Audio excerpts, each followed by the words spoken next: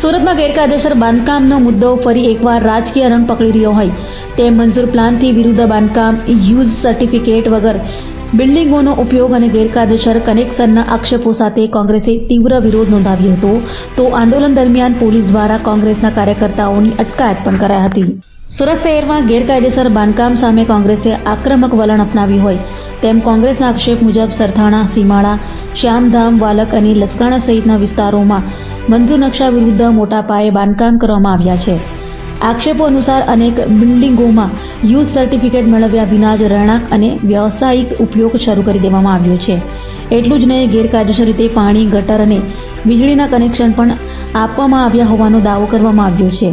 કોંગ્રેસે વધુમાં આરોપ લગાવ્યો છે કે આવા બાંધકામોના કારણે સુરત મહાનગરપાલિકાને FSI સહિતની આવકમાં કરોડો રૂપિયાનું નુકસાન થઈ રહ્યું છે, જ્યારે રહેણાંક વિસ્તારોમાં નિયમોના ભંગ સાથે કોટેજ ઇન્ડસ્ટ્રીઝ પણ ધમધમી રહી છે.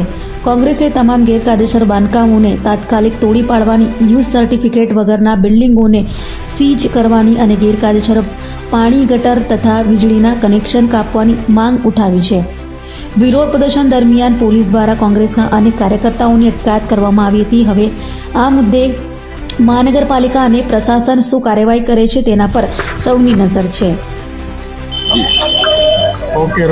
વરાછા સરથાના વિસ્તારની અંદર જે રેસિડેન્ટ વિસ્તાર છે, જેની અંદર રેસિડેન્ટ સોસાયટીઓ પડી છે અને સોસાયટીઓમાં લોકો રહે છે, મધ્યમ વર્ગના લોકો રહે છે અને ખૂબ સરસ સોસાયટી. પણ ત્યાં જે સોસાયટીની બાજુમાં કોટેજ સોસાયટીઓની પરમિશન જ નહીં હોવી જોઈએ અને તે પણ એકદમ ગેરકાયદેસર, જે DLRના નિયમ મુજબ એના માર્જિન છોડવામાં આવતા હોય છે, એની જે વ્યવસ્થા કરવાની એ જરા પણ નથી.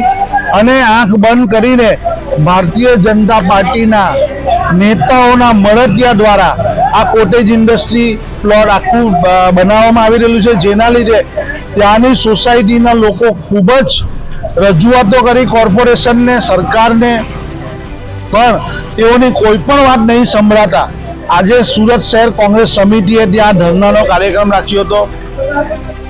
અમારા આગેવાન જ્યોતિબેન, સુચિત્રા, હંસાબેન, ચંદુભાઈ અને તમામ આગેવાનો ત્યાંના જે સોસાયટીઓના પ્રમુખો, સેક્રેટરીઓની સાથે ત્યાં ધરણા પર બેસવાના હતા, ત્યારે પોલીસ દ્વારા તાત્કાલિક તેમને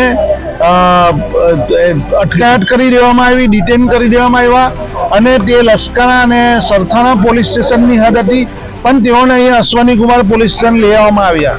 તો આ એક લોકતંત્રની અંદર જો સાચો વિરોધ કરવો હોય તો પણ નહીં વિરોધ કરવા દેવાનો, સાચી વાત કરવી હોય, સાચી રજૂઆત કરવી હોય, લખાણમાં કરવું હોય તો પણ નહીં કરવાનું, અને બધાને ભેગા થઈને મિટિંગ કરવી હોય, ધરણા કરવી હોય તો પણ નહીં કરવા દેવાનું. આ કેવી લોકશાહી છે? અગર આ લોકશાહી આ રીતની ચાલતી રહેશે તો કોંગ્રેસ પાર્ટી એક મોટું જન આંદોલન ઊભું કરી અમે આ પ્રશાસન સામે અમે ગાંધી ચિંધ્યા માર્ગે આંદોલન કરીશું અને કોર્ટમાં જવાની જરૂર પડશે તો કોર્ટમાં જશું.